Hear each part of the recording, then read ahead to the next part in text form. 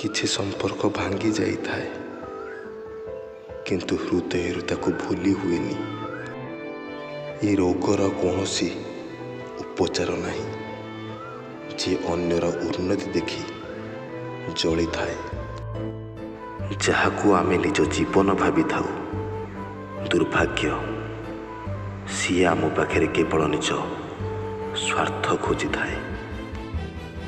କାହାକୁ ନିଜ ଅବସ୍ଥା ବୁଝେଇବା ଅପେକ୍ଷା ନିଜେ ନିଜ ଅବସ୍ଥାକୁ ବଦଳେଇ ଦେବା ଭବିଷ୍ୟତ ପାଇଁ ଅଧିକ ସୁରକ୍ଷିତ ହୋଇଥାଏ। ଏହି ଦୁନିଆ ନା ବହୁତ ମତଲବୀ। ନିଜର କହି ଜୀବନ ଦେବା କଥା କହି ଜୀବନ ଯିବା ସମୟରେ ବି ନିଜ ସ୍ୱାର୍ଥ କଥା ହିଁ ଚିନ୍ତା କରିଥାନ୍ତି। ଜୀବନରେ ଏତେ ବିଜି ରୁହ ନାହିଁ କି ନିଜ ଲୋକ ରୁଷି ଯିବେ, ଆଉ ଏତେ ଫ୍ରି ରୁହ ନାହିଁ କି ତୁମକୁ କେହି ମହତ୍ଵ ଦେବେନି। ଅତୀତର କିଛି ପୃଷ୍ଠା ସତରେ ଯନ୍ତ୍ରଣାଦାୟକ। କିଛି ପୃଷ୍ଠା ଆମେ ଚାହିଁକି ବି ନା ବଦଳେଇ ପାରୁ, ନା ହିଁ ତାକୁ ଚିରି ପାରୁ। ଯେତେ ନିଜକୁ ବୁଝେଇ ସହି ଯାଉଛି, ସିଏ ସେତେ ନୂଆ ଦୁଃଖ ଦେଇ ଯାଉଛି।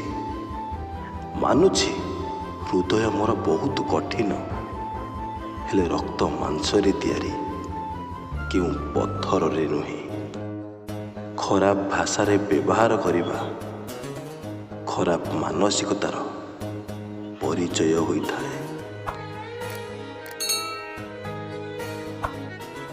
ଯେବେ ତୁମ ହାତରୁ ପେନସିଲ ନେଇଯାଇ ତୁମକୁ ପେନ୍ ଧରେଇ ଦିଆଯାଏ, ଅର୍ଥ ଏବେ ଭୁଲ ଦେଖି ଚାହିଁ କର, କାରଣ ଆଉ ତାକୁ ଲିଭେଇ ପାରିବନି।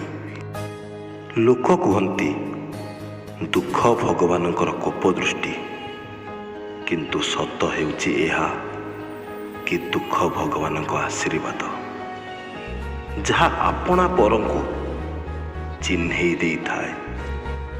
ଯଦି ତୁମ ଭଲ ପାଇବା ଆଉ କାହାକୁ ପସନ୍ଦ କରୁଥାଏ, ତାହେଲେ ତା ପସନ୍ଦକୁ ଗ୍ରହଣ କରିନିଅନ୍ତୁ। କାରଣ ପୋଷା ପକ୍ଷୀ ଯଦି ଆଉ କାହାର ଦାନାକୁ ପସନ୍ଦ କରେ ନା, ତାକୁ ସ୍ୱାଧୀନ କରିଦେବା ଭଲ ହୋଇଥାଏ। ବଡ଼ ହୋଇ ଯେଉଁମାନେ ନିଜ ମାଆକୁ ହତାଦାର କରୁଛ, ଶୁଣି ରଖ, ମା ନଥିବା ଛୋଟ ଛୁଆକୁ ଦେଖିଛି, ଯେବେ ସେ ଏ କଥା କହି କାନ୍ଦେ, ହେ ଭଗବାନ, ମୋତେ ବି ତୁମ ପାଖକୁ ନେଇଯାଅ, ମୋତେ ମୋ ମାଆକୁ ଦେଖିବାକୁ ଇଚ୍ଛା ହେଉଛି। ଯେବେ କୌଣସି ମଣିଷ ଚୋରି କିମ୍ବା କୌଣସି ଭୁଲ କରିଥାଏ, ଡାହାଣ ବାମ ପୂର୍ବ ପଶ୍ଚିମ ଆଗ ପଛ ସବୁ ଦେଖେ, କେବଳ ଉପରକୁ ଦେଖିବାକୁ ଭୁଲିଯାଏ।